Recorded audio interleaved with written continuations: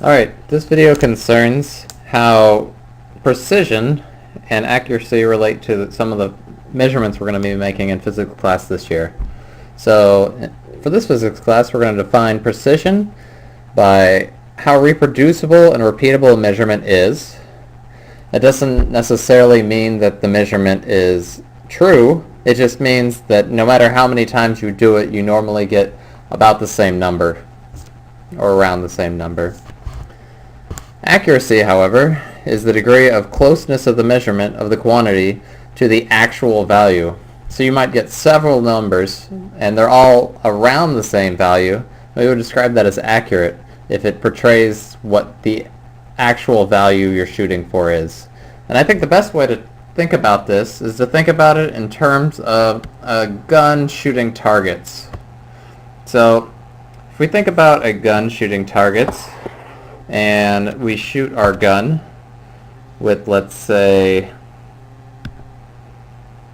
low precision and low accuracy, and for this demonstration we're aiming the gun at the bullseye of the target.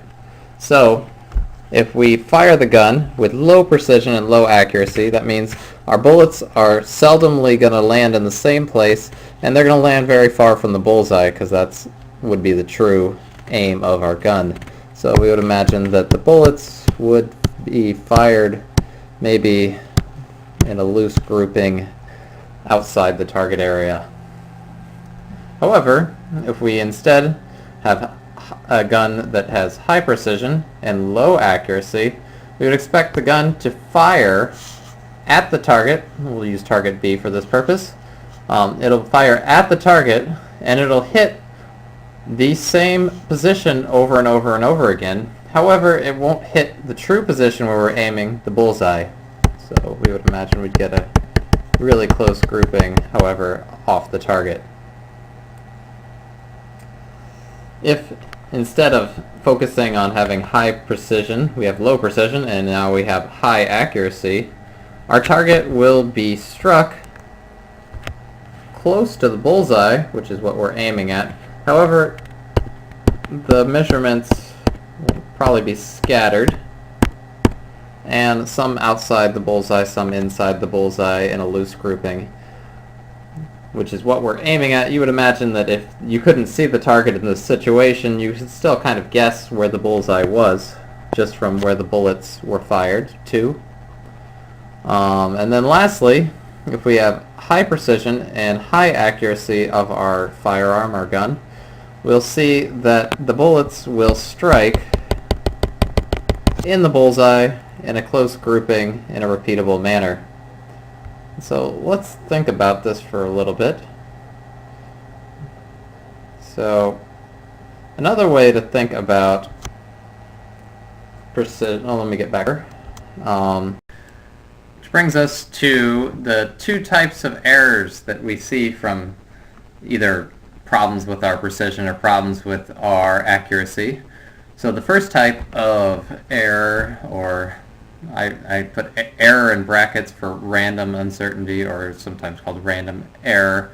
It's not necessarily an error. It could just be inherent uncertainty in the data set that you're dealing with, which is uncertainty due to variations in performance of the apparatus and operator, and is the result of problems with your precision.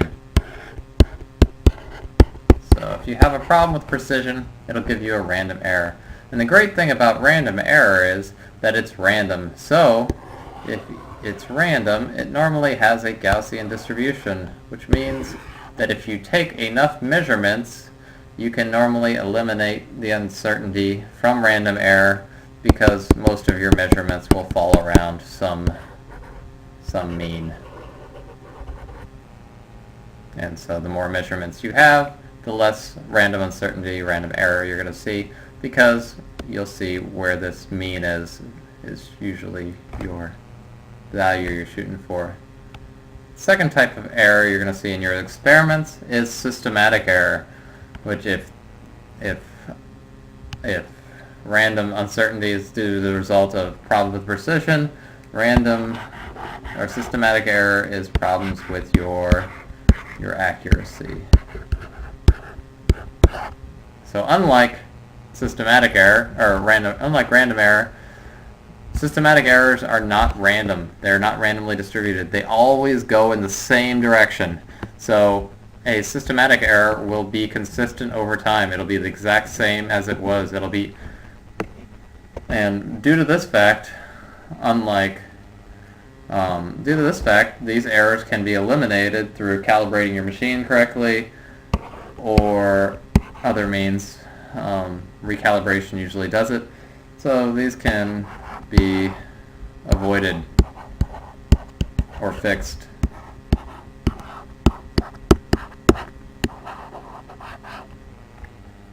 Hooray! Okay, so what are some examples of random errors and systematic errors? So some good examples of random errors could be you misread your apparatus, you made errors during your data collection, or during your calculations, I'm sorry. You could possibly have errors that you made when you were copying collected data from your lab report, all of which are randomly associated errors. So these errors would be distributed randomly. They're not all in one direction.